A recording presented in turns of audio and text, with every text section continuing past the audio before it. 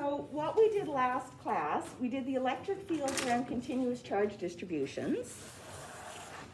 And we did some work on finding electric field from electric potential, especially this bit. We're going to cover more of that idea today, but we're going to focus more on finding the electric potential from the electric field. So instead of getting field from potential, today we'll work on getting potential from field. So we'll do some of those examples.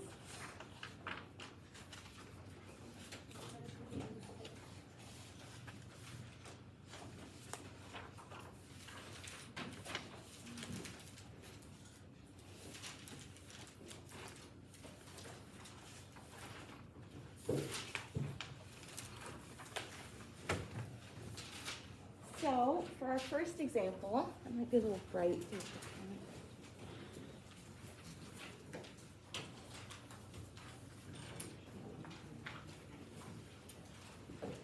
So let's say that we're going to think about a cell in your heart, and let's say it can be modeled like a cylindrical shell that's 100 micrometers long. So the length is 100 microns. It's got an outer diameter of 20 microns. So from here to here, the outer radius at point B, that's going to be 10 microns. And a wall thickness of 1 micron. So if I call the inside A, the radius A would be 9 microns.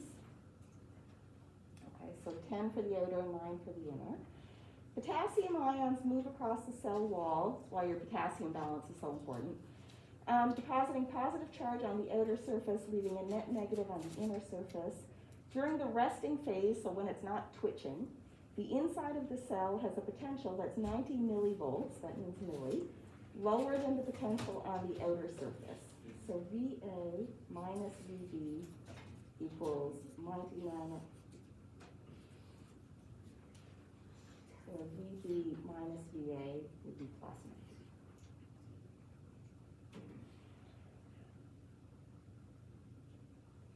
If the net charge of the cell is 0, what is the magnitude of the total charge on either cell wall, ignoring the edge effects and treating as a cylinder, and find the electric field inside the cell wall? So what we know about is the potential, and what we're trying to figure out is the charge, and we know overall that potential is related to charge, so let's see how we're going to figure that out. I'm going to start by the fact that we know the electric field from a long cylinder. That was something we figured out using Gauss's law in our Gauss's law chapter. So let's start with that idea that we know the electric field. And let's also say that because we know the potential, we want to use that idea. So our potential delta V, the definition is minus the integral from some initial point to some final point, E dot dr, where R is the path. Okay, so that's the idea. We're going to put our electric field in, we're going to find our potential, and we're going to see how we get our charge from all that stuff. If we're thinking about this path, we can kind of zoom in on our cell. So that's wall A, that's wall B. This is the negative potential or the low potential. That's the positive or the high potential. So we know our electric field goes from high to low. And we're going to take our path going from A to B because that's what we wrote in our integral. So a little bit of the path would be a little bit from A to B. Is everybody okay with that idea? Okay. So the next step is our scalar product, minus the integral from A to B, E times dr, times the cosine of the angle between E and dr. So those two things are anti-parallel. That angle is going to be 180 degrees.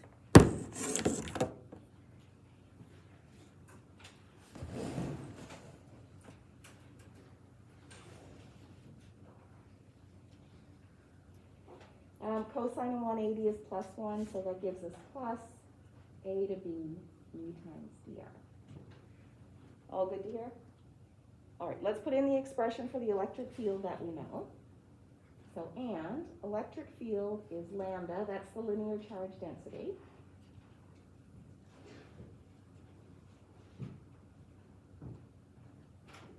And that's the charge divided by the length. So it's the charge density divided by 2 pi epsilon naught times how far we are from the center. So there's our electric field value. So let's put this in here. We get the integral from a to b lambda 2 pi epsilon naught r dr. This integral is not tough to figure out. This is certainly one we can do on our own.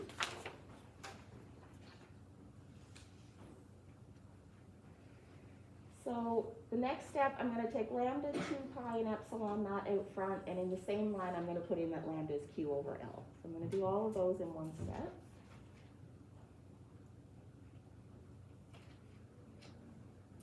From A to B, 1 over r dr. The integral of 1 over r dr, that's the natural log of r.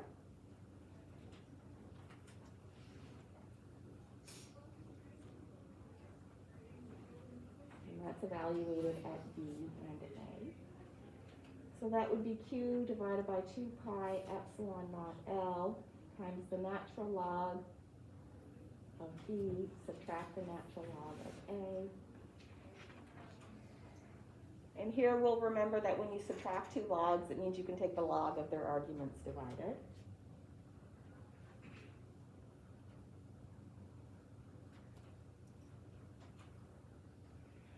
Okay, so this was delta V, which was VB minus VA. And now the only number we don't know here is our Q. So delta V was our 90 millivolts.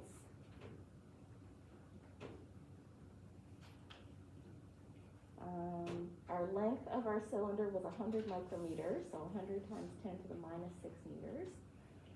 Our radius B was 10 micrometers, and radius A was 9 microns.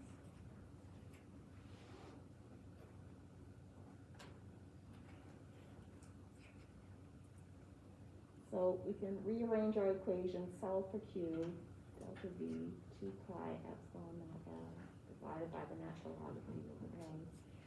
And what we get for our charge is 4.75 times 10 to the minus 15 coulombs. So from the electric field, we could find the potential by doing the integral.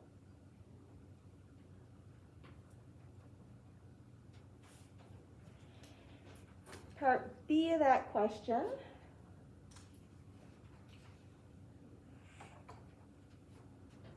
What is the magnitude of the electric field just inside the cell wall?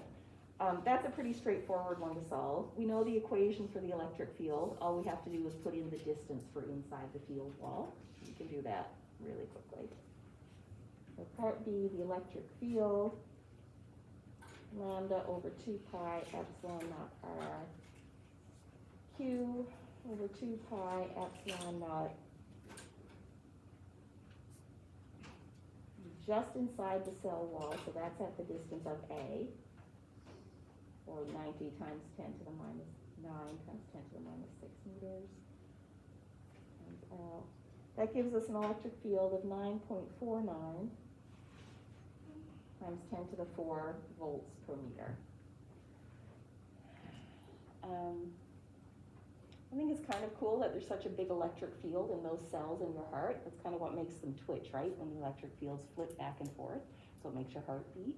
So I think that's kind of interesting.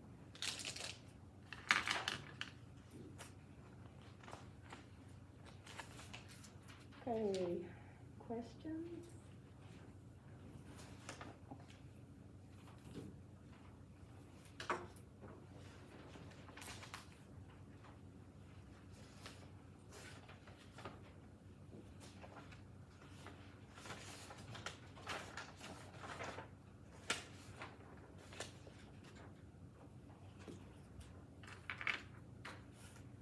So we'll move on to a super standard sort of problem, which is using the expression for electric field that we know around a conducting sphere of charge and the electric field inside a conductor. Let's use that electric field and let's find an expression for the electric potential around that conducting sphere of charge. So we're going to use the same relationship between V and E, and we're going to find the potential from the electric field. Okay, so there's our idea. Let's start with outside. So our sphere will have a radius that we'll call capital R.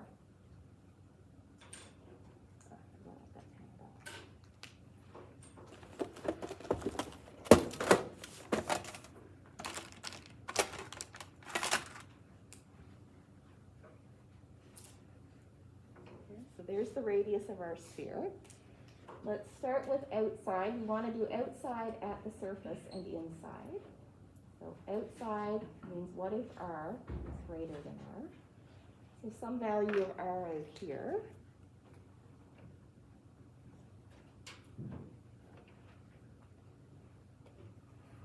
So let's start with our relationship. Our electric potential is minus the integral of E dot dr equals. Let's draw those electric field lines around our charge. You know the electric field goes straight outwards from a positive charge.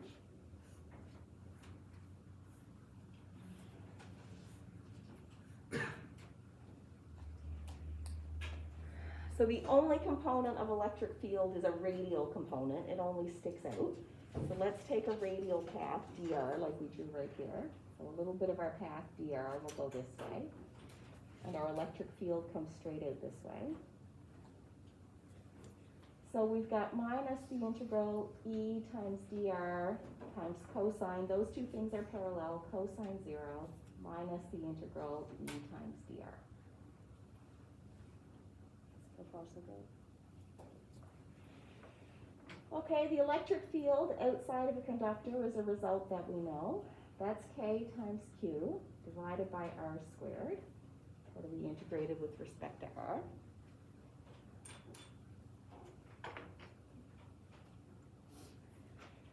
We'll take our K and our Q outside. We're doing the integral of 1 over R squared dr. I'm not going to put on firm limits of the integral right here, but I'm going to say from R initial to R final, and then we'll deal with those limits in a moment when we're ready to. So from R initial to R final. The integral of 1 over R squared is minus 1 over R.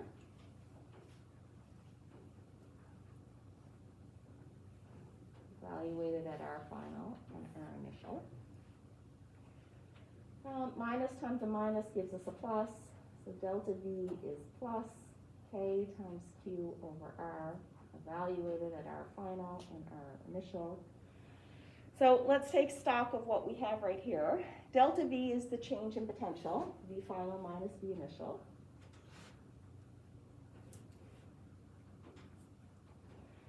And it's also equal to this result, evaluated at R final and R initial. So KQ over R final minus KQ over R initial.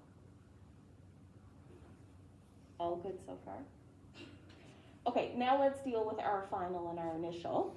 Almost always when we're talking about potential, maybe even always, yeah, always, it's the change in potential that matters because it's related to potential energy. And you always need a reference point. You need to know where 0 is. So if you talk about something above ground, it matters what you call the ground when we're doing a gravitational potential energy. Likewise with potential energy and potential, the reference point, the ground level matters. So what's most often done is you take your reference point, which is like our ground, is that at R equals infinity, so very far away, our potential is equal to 0. Okay, so our reference point is R equals 0, is R equals infinity. And when we're very, very far away, that potential is going to be 0 because it's so far away there's no interaction. And typically we would say that RF equals 0, so VF equals 0. So that means this one is going to be 0, and this one is going to be 0. And then what we do in our expression is we just drop the I.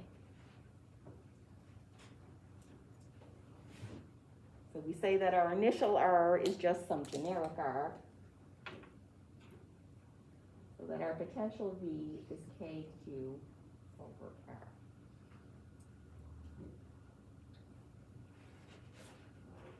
So that's the potential at some distance R from the center of a conducting sphere carrying charge Q.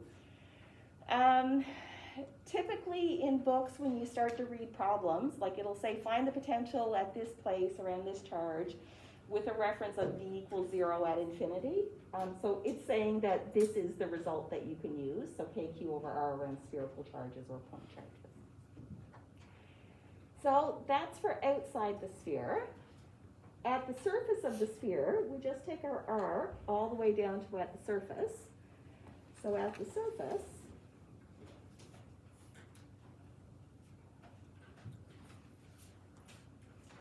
R is equal to the radius of the sphere, and the potential is K times Q divided by the radius of the sphere. Okay, so it has to be continuous all the way into the surface. It doesn't jump suddenly at the surface. So that's outside and at the surface. And then inside is kind of interesting. When we talk about conducting spheres, probably one of the first things that pops into your head is that you know that the electric field inside a conductor is equal to 0. So that should be a result you kind of remember, because electric field is force per unit charge. The force has to be 0 because the charges are not moving around. The acceleration is 0. So if A is 0, force is 0, and electric field is 0. The electric field in a conductor is 0. If the field is 0, though, does it make the potential 0? And that would be a common thing, a common misconception, is to say that if the field is 0, the potential has to be 0. So let's use this relationship, and let's see what the potential inside the conductor actually is. So we'll go to inside next. So inside my conductor, that means R is less than the radius of the conductor. I'll just draw it again right here. So here's the radius R. We're inside, so that's some little r. The expression for my potential related to my field is the change in potential is minus the integral of E over the path, ds. I'll stay a little bit generic here with my path ds. And my path, I'm going to go from the surface as one point to my point R as my last point. Okay, so there's my path S.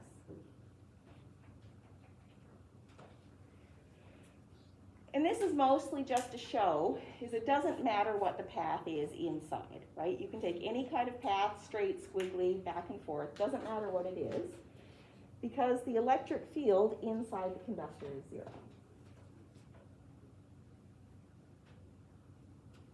So the integral of 0 dotted with ds is going to be 0. So this line here tells us that delta V, the change in potential, is equal to 0. The change in potential is equal to 0. That means potential is constant. So our delta V is our V final. So that's the potential inside the sphere. Subtract your V initial, which is the potential at the surface of the sphere. That's equal to 0 because delta V is 0. So my potential inside is equal to my potential on the surface, which was K times Q over R. So that's kind of an interesting result. The electric potential of a conducting sphere is equal to the same value everywhere, and that's at its surface value. So the entire conductor is an equipotential.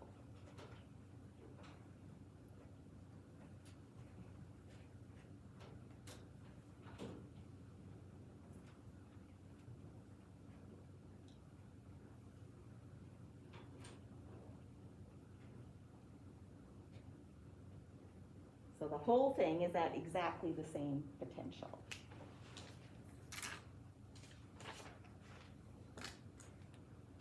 Okay, any questions about that?